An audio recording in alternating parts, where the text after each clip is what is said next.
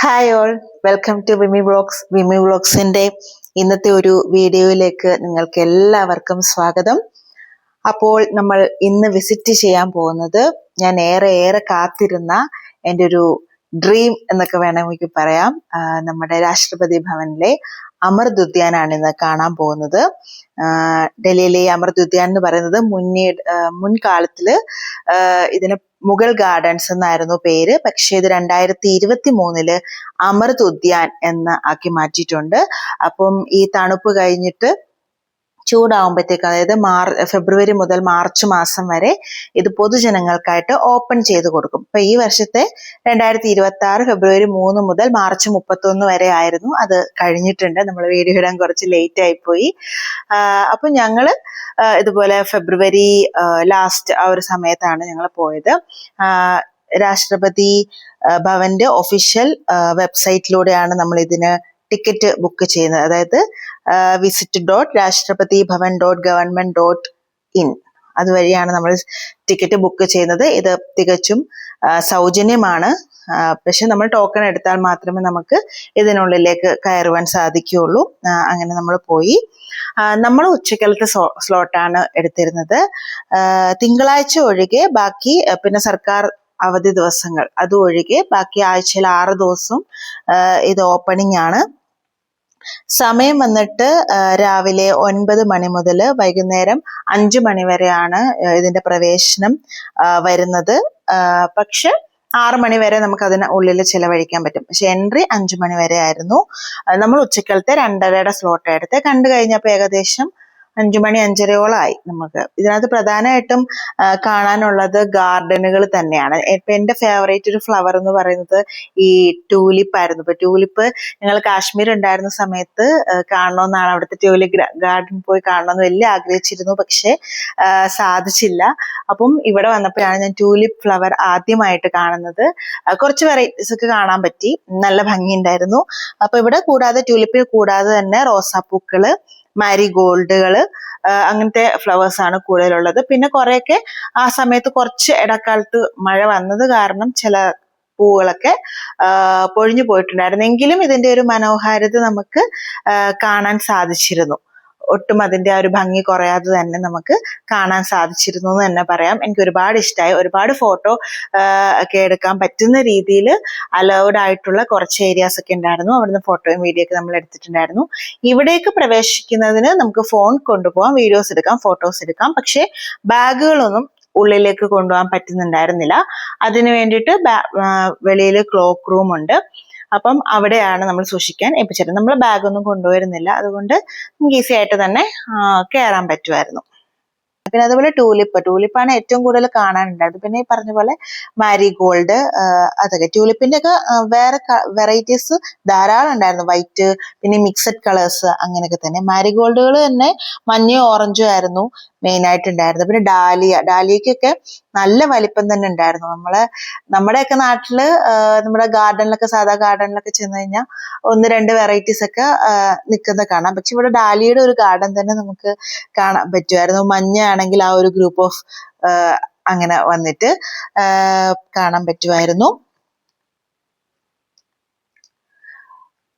പിന്നെ അതേപോലെ പെറ്റൂനിയ എന്ന് പറഞ്ഞൊരു വെറൈറ്റി ഉണ്ട്. അത് ചെറുതും ഉണ്ട് വലുതും ഉണ്ടായിരുന്നു പെറ്റൂനിയ. പിന്നെ സൺഫ്ലവർ വലുത് തന്നെ എന്ന് വെച്ചാൽ വലിയ സൈസുള്ള, വലിയ മഞ്ഞ നിറത്തിലുള്ള പൂക്കൾ തന്നെയായിരുന്നു. പിന്നെ പാൻസീസ് എന്ന് പറഞ്ഞിട്ടുള്ള, അത് കുഞ്ഞു കുഞ്ഞു പൂക്കളുള്ള ഒരു ചെടിയാണ്. പിന്നെ കാർണേഷൻ, അത് നമ്മൾ ഈ അലങ്കാരത്തിനായിട്ടൊക്കെ ഉപയോഗിക്കുന്ന വളരെ ഭംഗിയുള്ള പൂക്കളാണ്. ഇതൊക്കെയാണ് മേജർ ആയിട്ടുള്ള വെറൈറ്റീസ് അവിടെ ഉണ്ടായിരുന്നില്ല. പിന്നെ എല്ലാ സീസണൽ പൂക്കളും ഉണ്ടായിരുന്നു കേട്ടോ. പിന്നെ അതുകൂടാതെ ഔഷധ സസ്യങ്ങൾ നമുക്ക് ഇതിനുള്ളിൽ കാണാൻ പറ്റും. മെയിനായിട്ടും നമ്മുടെ മാരിഗോൾഡും റോസയും ട്യൂലിപ്പും ആണ് കാണാനുള്ളത്.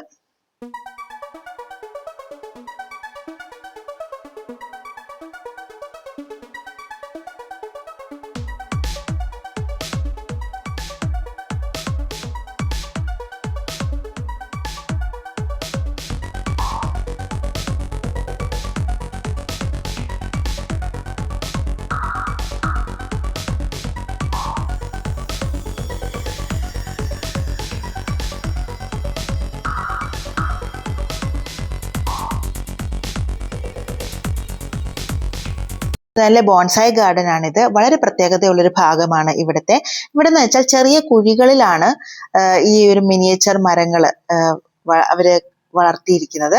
അതൊരു പ്രധാന ഒരു ആകർഷകമായി തോന്നി.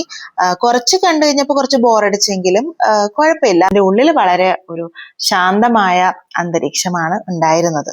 അത് എടുത്തു പറയേണ്ടതാണ്. പിന്നെ ഇതിനുള്ളിലൊരു ഫൗണ്ടൻ ഉണ്ട്. ഫൗണ്ടൻ അത് നല്ലൊരു ആ ഒരു ഏരിയയിലേക്ക് വരുമ്പോൾ നമ്മൾ ഉച്ച സമയത്തായി എടുത്തതല്ലോ സ്ലോട്ട് എടുത്തത്. ആ ഒരു ഫൗണ്ടന്റെ അവിടെ വരുമ്പോൾ അതിന്റെ ഒരു വെള്ളം നമ്മുടെ ദേഹത്തേക്ക് തെറിക്കുന്നത് നമുക്ക് ഒരു കുളിർമയായിട്ട് തോന്നി. ആ ഒരു ഏരിയയും നല്ല ഭംഗിയുള്ളൊരു സ്ഥലമായിട്ട് തോന്നി. ഡൽഹിയിലെ രാഷ്ട്രപതി ഭവൻ എന്ന് പറയുന്നത് തന്നെ ഇന്ത്യയുടെ രാഷ്ട്രപതിയുടെ ഔദ്യോഗിക വസതിയാണ്. നമുക്ക് എല്ലാവർക്കും അറിയാലോ. ബ്രിട്ടീഷ് കാലത്ത് വൈസ്രോയുടെ വസതിയായിട്ടാണ് ഇത് ആദ്യം നിർമ്മിച്ചത്. പ്രശസ്ത ശില്പിയായ സർ എഡ്വിൻ ലുട്ടിയൻസ് ആണ് ഇത് രൂപകൽപ്പന ചെയ്തിരിക്കുന്നത്. വിശാലമായ പരിസരമാണ്. അതുപോലെ വലിയൊരു ഡോം ഷേപ്പിലുള്ള ഒരു നിർമ്മിതി. അതേപോലെ മനോഹരമായ തൂണുകളാണ് ഇവിടെ ഉള്ളത്. നമുക്ക് അടുത്തേക്കൊന്നും ചെന്ന് കാണാൻ കഴിയില്ലെങ്കിലും അതൊക്കെ നമുക്ക് വ്യക്തമായി കാണാൻ കഴിയും. അമൃതോദ്യാനം എന്നിവ ചേർന്നതാണ് ഈ ഇന്ത്യയിലെ ഏറ്റവും ഭംഗിയുള്ള കെട്ടിടങ്ങൾ ഒന്നായി അറിയപ്പെടുന്ന ഈ രാഷ്ട്രപതി ഭവൻ ഉള്ളത്. ഈ രാഷ്ട്രപതി ഭവന്റെ മുൻവശത്ത് നമ്മൾ കാണുന്ന പോലെ തന്നെ അശോക ചക്രം ഉൾക്കൊള്ളുന്ന ദേശീയ ചിഹ്നങ്ങളും നമുക്ക് കാണാൻ പറ്റും. അശോക ചക്രം നമുക്കറിയാം ഇന്ത്യയുടെ ദേശീയ പതാകയിലെ പ്രധാന ഘടകമാണ്. അത് ധർമ്മം, നീതി, സത്യസന്ധത എന്നിവയെ സൂചിപ്പിക്കുന്നു. ഇതെല്ലാം നമുക്ക് അറിയുന്ന കാര്യങ്ങളാണ്. 24 അറകളുള്ള ഈ ചക്രം നമ്മള് നിരന്തരം മുന്നോട്ട് നീങ്ങേണ്ടതിന്റെ പ്രതീകമായിട്ടാണ് കരുതപ്പെടുന്നത്. അപ്പം ഇതൊക്കെ ഈ കെട്ടിടത്തിന്റെ ഭംഗി കൂട്ടുന്നതിനോടൊപ്പം തന്നെ ഇന്ത്യയുടെ മൂല്യങ്ങളും പൈതൃകവും എല്ലാം ഓർമ്മിപ്പിക്കുന്ന ഒരു പ്രധാന ചിഹ്നം കൂടിയാണ് ഈ അശോക ചക്രം എന്ന് പറയുന്നത്. ഇതിന്റെ മുന്നിലായിട്ട് ഉണ്ട് താനും. പിന്നെ എല്ലാവരും പൊതുവെ ചോദിക്കുന്ന ഒരു ചോദ്യമാണ്, രാഷ്ട്രപതി ഭവൻ നമുക്ക് സന്ദർശിക്കാൻ പറ്റുമോ? നമുക്ക് ഇതിന്റെ ഉള്ളിൽ കയറാൻ പറ്റും? ഞങ്ങൾ പോയ സമയത്ത് കുറച്ച് പേര് അതിന്റെ ഉള്ളിലൊക്കെ നിൽക്കും. അപ്പം എനിക്ക് സംശയം ഉണ്ടായിരുന്നു, നമുക്കും കയറാൻ പറ്റുമോ, എപ്പോഴാണ് കയറാൻ പറ്റുക, അങ്ങനെയൊക്കെയുള്ളത്. പക്ഷെ നമ്മൾ ടിക്കറ്റ് എടുത്തിരിക്കുന്നത് ഈ അമൃത ഉദ്യാൻ കാണാൻ വേണ്ടിയിട്ടാണ്. അപ്പം നമുക്ക് അമൃത ഉദ്യാൻ മാത്രമേ കാണാൻ സാധിക്കുള്ളൂ. പക്ഷേ പൊതുജനങ്ങൾക്ക് മുൻകൂട്ടി ഇതുപോലെ ഓൺലൈൻ ബുക്കിംഗ് ചെയ്ത ടിക്കറ്റ് എടുത്തു കഴിഞ്ഞാൽ നമുക്ക് രാഷ്ട്രപതി ഭവൻ വിസിറ്റ് ചെയ്യാൻ പറ്റും. അത് ഔദ്യോഗിക വെബ്സൈറ്റ് വഴിയാണ് നമ്മൾ രജിസ്റ്റർ ചെയ്യേണ്ടത്. സെക്യൂരിറ്റി ചെക്കിംഗ് ഒക്കെ കഴിഞ്ഞിട്ട് നമുക്ക് പ്രവേശനം ലഭിക്കും എന്നുള്ളതാണ് അതിന് പറയാനുള്ളത്. അതായത് എന്തൊക്കെ നമുക്ക് കാണാൻ കഴിയുമെന്ന് വെച്ചാൽ ഈ രാഷ്ട്രപതി ഭവന്റെ ചില പ്രധാന ഹാളുകൾ നമുക്ക് കാണാൻ പറ്റും. ഉദാഹരണത്തിന് ദർബാർ ഹാൾ, അശോക ഹാൾ, ഇതൊക്കെ നമുക്ക് കാണാൻ പറ്റും. അതേപോലെ മ്യൂസിയം ഉണ്ട് ഇതിനകത്ത്, അത് കാണാൻ പറ്റും.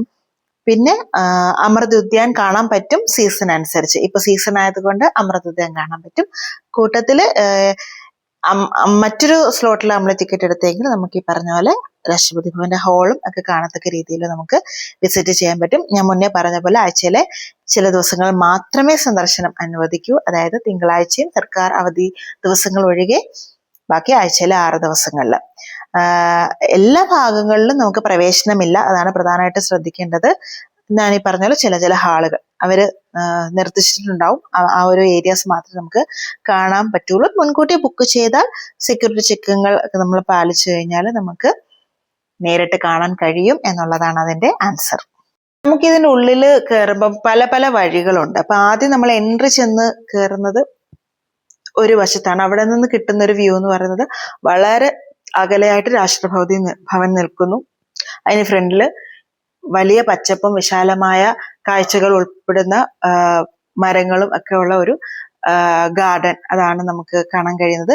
പിന്നെ നമ്മളിങ്ങനെ നടന്ന് മുന്നോട്ട് പോകും തോറും ഈ രാഷ്ട്രപതി ഭവന്റെ ഒരു പിക്ചർ നമുക്ക് വളരെ വളരെ ഏകദേശം ക്ലോസ് ആയിട്ട് തന്നെ നമുക്കത് കാണത്തക്ക രീതിയിലാണ് നമ്മൾ മുന്നോട്ട് നടന്ന് ചെന്ന് നമുക്ക് ഗാർഡനും കാണാം, ഒപ്പം രാഷ്ട്രപതി ഭവന്റെ നിർമ്മിതികളും നമുക്ക് കാണാം.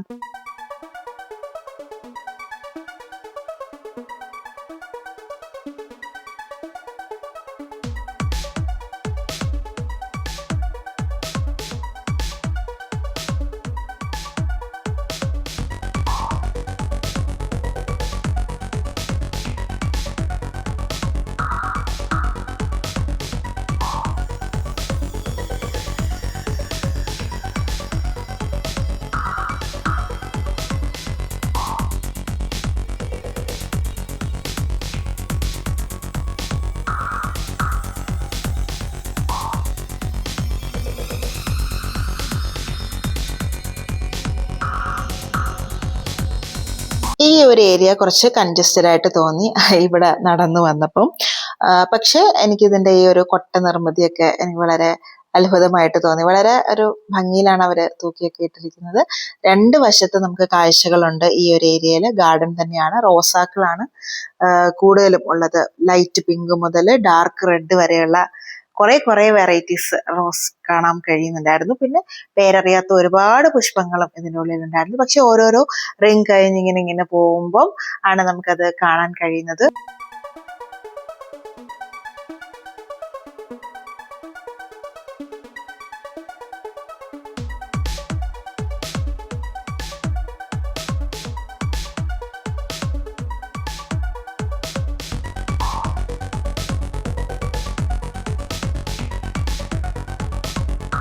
അപ്പൊ എനിക്ക് ഭയങ്കര ഒരു എക്സൈറ്റ്മെന്റ് ഉണ്ടായിരുന്നു. കാരണം ഈ ഒരു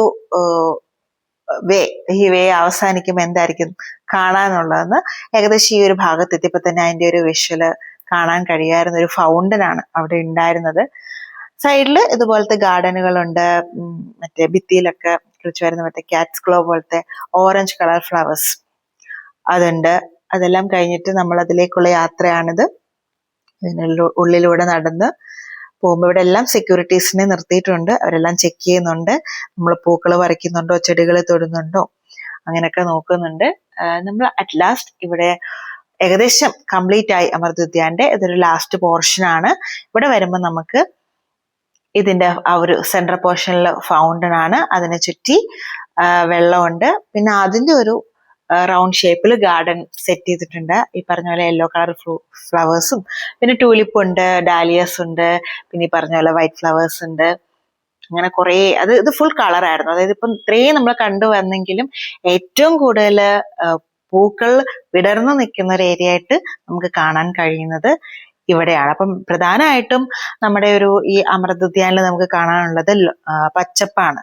അതായത് വലിയ പച്ചപ്പുള്ള ഓപ്പൺ ആയിട്ടുള്ള സ്ഥലങ്ങള്, പിന്നെ അതാണ് മെയിൻ ആയിട്ടുള്ളത്. പിന്നെ ഈ പറഞ്ഞ പോലെ ബോൺസായി ഗാർഡൻ അത് നമ്മൾ കണ്ടു.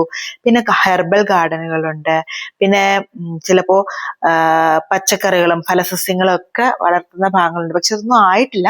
നമ്മൾ പോകുന്ന സമയത്ത് മെയിനായിട്ടും ഈ പൂക്കളായിരുന്നു ഉണ്ടായിരുന്നത്. പിന്നെ ഈ പറയുന്ന പോലെ പല ഏരിയാസിലുള്ള പല ഷേപ്പിൽ വരുന്ന ഫൗണ്ടനുകള്, പിന്നെ ഈ പറഞ്ഞ പോലെ വെറൈറ്റി ആയിട്ടുള്ള ആർച്ച്, നമ്മൾ വഴിയിൽ വരുമ്പോൾ പല ഷേപ്പിലുള്ള പാതകൾ, ചിലത് ഇതുപോലെ നമുക്ക് വേ ആയിട്ട് പോകുന്നതായിരിക്കും, ചിലപ്പോൾ പച്ചപ്പായിരിക്കും, പിന്നെ റൗണ്ട് ഷേപ്പിലുള്ളത്, അങ്ങനെയൊക്കെയുള്ള ആർച്ചുകൾ ഉണ്ട്. പിന്നെ അതുപോലെ പർഗോളാസ് ഉണ്ട്, വള്ളിച്ചെടികൾ കൊണ്ട് മൂടിയ ഇരിപ്പിടങ്ങളും നമുക്ക് ഇതിനുള്ളിൽ കാണാൻ പറ്റും.